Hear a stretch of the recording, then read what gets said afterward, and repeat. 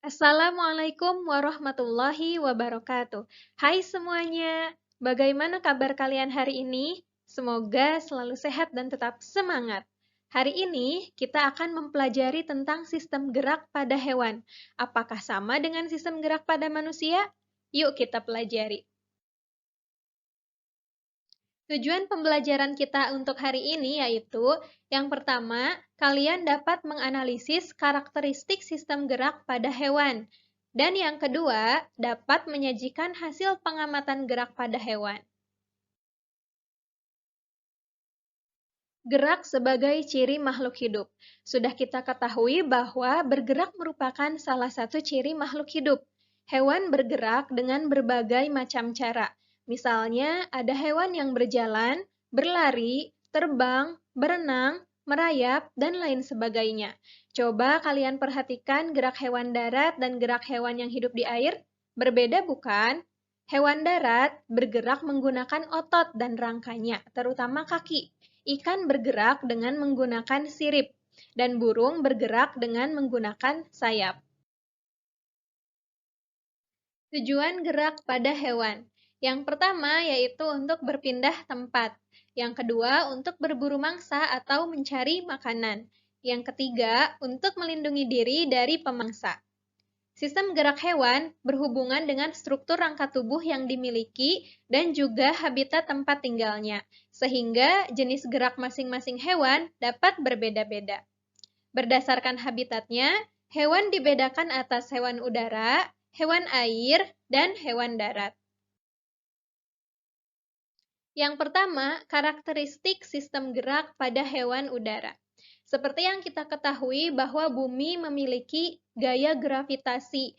Nah, gaya gravitasi tersebut menyebabkan benda-benda dan seluruh makhluk yang ada di permukaan bumi itu tertarik ke pusat bumi. Tidak terkecuali burung. Burung memiliki gaya angkat yang besar untuk mengimbangi gaya gravitasi yang menghambat terbangnya. Burung akan mengepakkan sayap saat terbang di udara untuk memperbesar gaya angkat.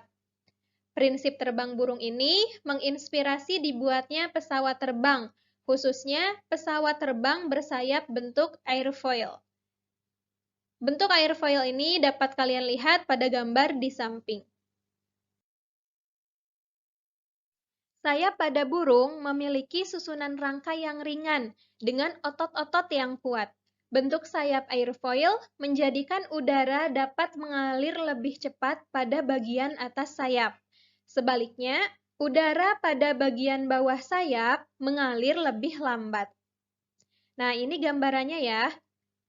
Udara pada bagian atas sayap itu mengalir lebih cepat dibandingkan udara pada bagian bawah sayap.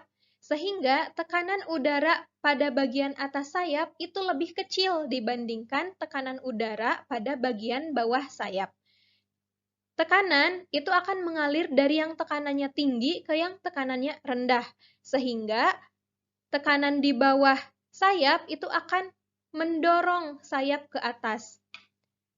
Pada saat sayap dikepakkan, udara akan mengalir ke bawah sehingga akan menghasilkan gaya yang berlawanan arah dan mendorong sayap burung ke atas.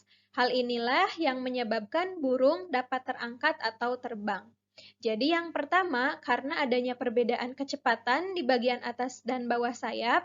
Yang kedua, karena adanya perbedaan tekanan di bagian atas dan bawah sayap. Dan yang ketiga, karena adanya gaya aksi reaksi. Nah, coba kalian perhatikan gerakan burung ini. Selanjutnya yaitu karakteristik sistem gerak pada hewan air. Kerapatan air itu lebih besar daripada kerapatan udara, sehingga menyebabkan ketika kita bergerak di air itu akan lebih susah dibandingkan ketika kita bergerak di udara. Hal inilah yang menyebabkan air memiliki gaya angkat lebih besar daripada udara. Gaya angkat air yang lebih besar dari gaya berat hewan menyebabkan hewan dapat melayang di dalam air. Ikan dapat leluasa berenang di dalam air karena selain memiliki massa jenis yang kecil dibandingkan massa jenis air, ikan juga memiliki sirip yang membantunya berenang dengan bebas dan memberikan gaya dorong ke depan, sehingga energi yang dikeluarkan untuk bergerak itu lebih sedikit. Karakteristik tubuh ikan. Yang pertama, sebagian besar ikan memiliki tubuh berbentuk torpedo atau streamline, sehingga ikan dapat meliuk-liuk dengan lincah ke kanan dan ke kiri. Yang kedua, susunan otot dan tulang belakang ikan bersifat elastis, sehingga memudahkan mendorong ekornya saat berada di dalam air. Dan yang ketiga, gelembung yang dikeluarkan dari mulut ikan berfungsi untuk mengatur gerakan ikan secara naik turun. Nah, bagaimana bentuk torpedo itu? Bentuk torpedo ini dapat kalian lihat pada gambar. Bagian depannya itu meruncing, kemudian bagian tengahnya melebar, dan bagian belakangnya meruncing kembali. Itu yang disebut dengan bentuk torpedo atau streamline. Ikan-ikan ini dapat berenang dengan bantuan siripnya dan juga bentuk tubuhnya yang streamline. Nah, sirip ikan mendorong ikan untuk dapat melakukan pergerakan di dalam air, sedangkan bentuk tubuhnya yang streamline memudahkan ikan untuk menembus air atau menembus gaya gesekan yang dihasilkan oleh air.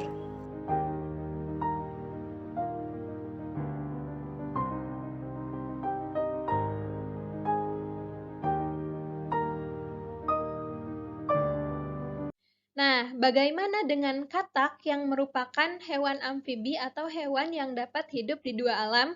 Hewan amfibi atau hewan yang hidup di dua alam, misalnya katak, memiliki kaki yang berselaput untuk membantunya berenang di dalam air.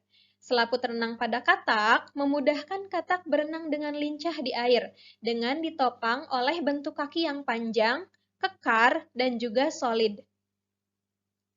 Nah, ini merupakan struktur dari alat gerak katak.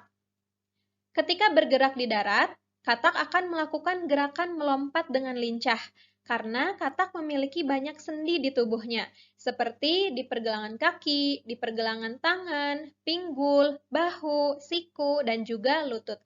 Sama halnya seperti sendi pada manusia. Yang terakhir adalah karakteristik sistem gerak pada hewan darat. Hewan yang hidup di darat pada umumnya memiliki otot dan struktur tulang yang kuat, seperti manusia.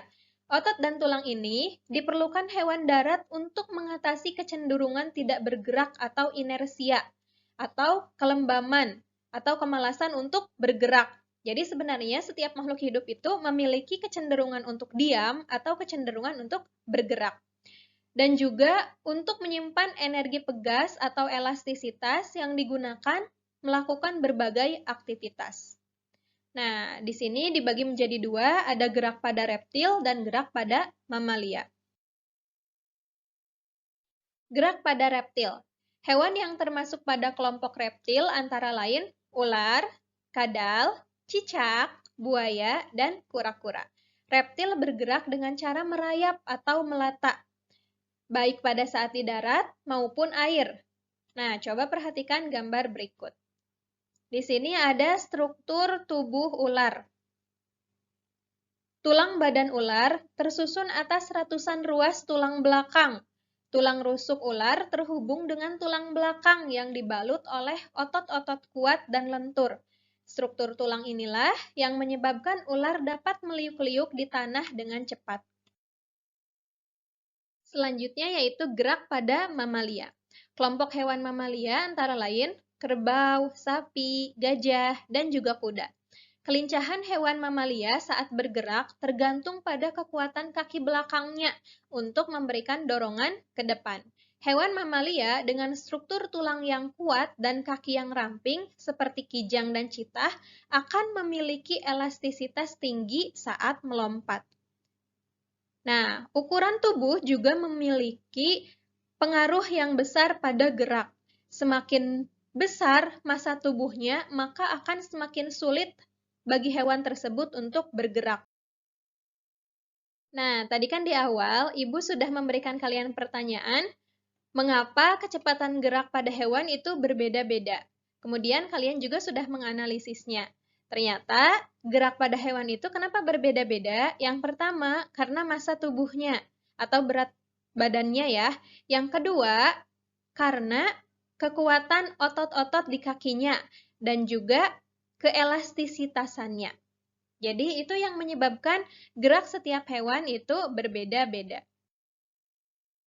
Nah, setelah kalian mempelajari materi tadi, bagaimana? Apakah kalian sudah dapat menjawab pertanyaan-pertanyaan yang Ibu berikan?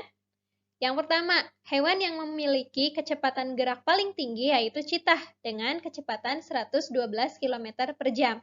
Tentu ada hewan yang lebih cepat ya, tetapi di antara hewan-hewan yang tadi, cheetah-lah yang paling cepat. Yang kedua, mengapa hewan-hewan tersebut memiliki kecepatan gerak yang berbeda? Karena dipengaruhi oleh beberapa faktor. Yang pertama yaitu massa tubuhnya. Karena semakin besar massa tubuhnya, semakin besar kecenderungan hewan untuk tidak melakukan pergerakan atau semakin malas gitu ya. Kemudian yang kedua, karena struktur tulang dan ototnya. Semakin kuat struktur otot dan tulangnya, maka hewan tersebut semakin besar untuk mengeluarkan energi. Kemudian yang ketiga, keelastisitasannya. Nah, itu saja materi untuk hari ini. Jika ada pertanyaan, silahkan tulis di kolom diskusi SSA atau dapat melalui WA Group. Bagaimana pendapat kalian untuk materi hari ini? Apakah kalian sudah sangat paham, cukup paham, atau belum paham? Oke, terima kasih atas perhatian dan waktunya. Tetap semangat dan jaga kesehatan. Wassalamualaikum warahmatullahi wabarakatuh.